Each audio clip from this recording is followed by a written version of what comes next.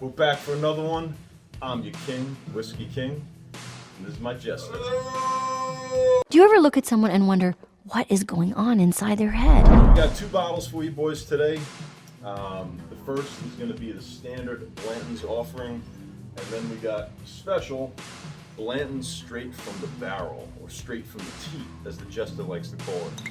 Now, what's interesting about these two is the one on the right, the straight from the barrel, was initially only available in international markets. But this fall, you could get it in the United States. So that's why we decided to do both of these today. Now, there are other bottles that they offer, such as like a gold series, silver, green, blah, blah, blah, all international. They're all the same mash bill. They just create different offerings for different clientele in different areas of the world. So with that said, there's a lot of heritage behind this bottle. They do a lot of unique things with it. For example, the toppers are horses. And within each topper, there's a letter. This one has a T. So if you collect the bottles, they spell out Blantons. Now, Blantons is the name of a guy, Albert Bacon Blanton. He commissioned the building of Warehouse H. Now, Warehouse H at Buffalo Trace Distillery, which is where this is made, is the only metal-clad building in the whole vicinity of the distillery. Now, the reason they use metal is to create more biometric pressure and more contact with the wood.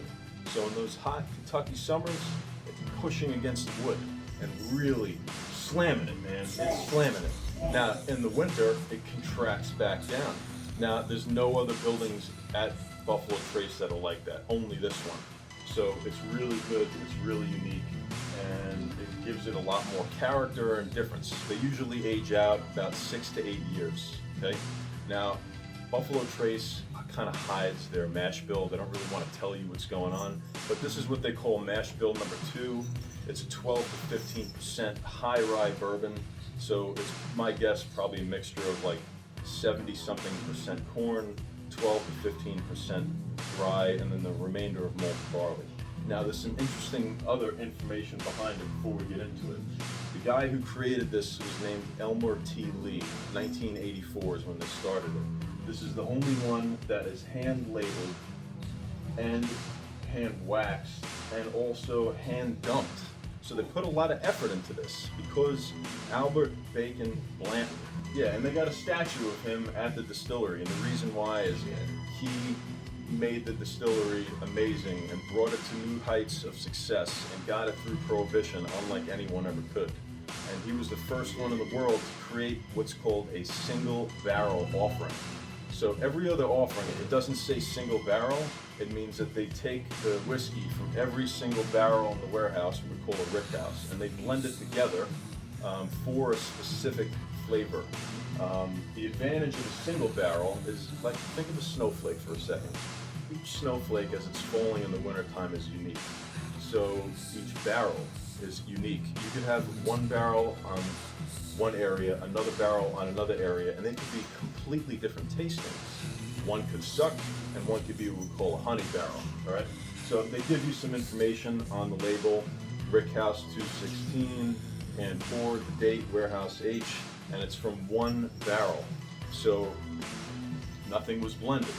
And the situation was he revolutionized the concept Elmer T. Lee did, because he named this after Albert Bacon Blanton. He was at the distillery for 55 years, and he stayed around for a while. He created one of his own bottles.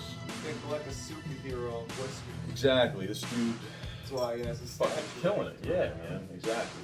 So we're gonna take our topper off and get into it. We're gonna go for the smaller proof first, and then get into the straight from the barrel.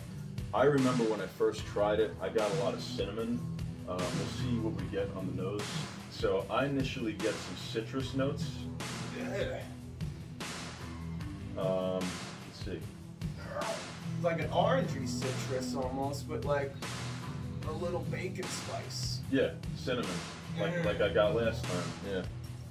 Wow. All right. Little oak, little caramel, little vanilla.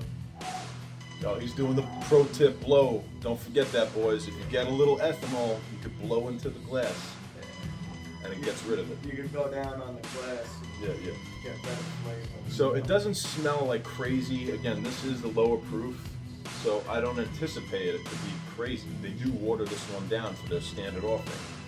You blow the glass, not the ass. It's really nice. That high rye mash bill really comes through. Wow. I get an instant burst of like cinnamon, vanilla, oak, and the finish is pretty good. It's like sweet and spicy. Yeah, MSRP on this bottle is about $60, but you'll probably see it, I would say, for around 100. Most people overcharge. It's been around for a long time. Keep in mind, 1984. And they do a great job with the packaging. I love the toppers. You know, it's really, really nice. I was at the distillery and I picked this up. I'm going to show you because I got all the toppers. Check this fucker out. So this is the full Blantons spelled out. Yo, yo, yo. And I want you to see this line. That red line is how far the whiskey penetrated itself into the wood. Those are all the toppers. This is actually a barrel stave. You can see the backside is charred where they charred the barrel. So it's really cool to have in my room here. Show you boys. They don't use any glue. Look at that line, man. You can see it. Yo, welcome to the Kentucky Derby, motherfucker.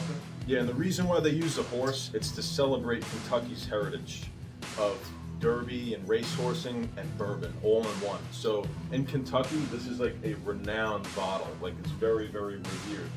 So overall, it's not my absolute favorite. It's definitely a good sipper. If you could find it for a reasonable price, my take on it, I wouldn't go above 80. I think for around 80, it's nice to have in the collection. I wouldn't go buying every single bottle to try to find every top. You can actually just go to Buffalo Trace's gift shop and buy what I just showed you so you could have in your collection, and then just buy one bottle. That'll save you some money. Pro tip! Yeah, plus you could lie about it. Like, yo, it took me years to collect all these. The difference with this one is there's no water added. They're both aged 6 to 8 years, and you can see the color difference. Yeah, see the straight from the teeth? So they wax the top. Okay, we're gonna take that off. We're gonna open this bitch on camera for you. Okay, so this for me smells stronger, but it's similar. Like everything's very similar, but just amped up. It's like more of the cinnamon vanilla though.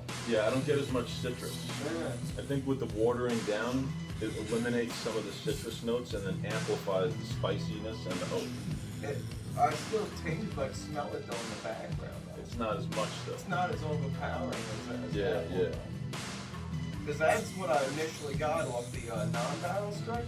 Yeah. Just that citrus right to the face. Oh, one other thing I forgot to mention to you. Albert Bacon Blanton. They nicknamed him Colonel Blanton, and this dude started from the bottom and worked his way all the way up to become the president of the company. And back then, he was a clerk boy in 1921 when the distillery was called Old Fashioned Copper. It wasn't even Buffalo So that's Trace. pretty much the American fucking dream. Yeah. You just lived right there. Exactly.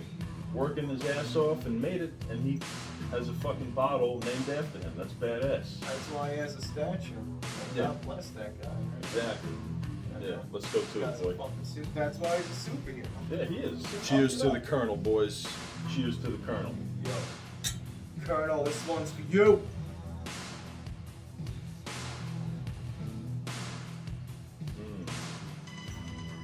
Definitely has some more heat.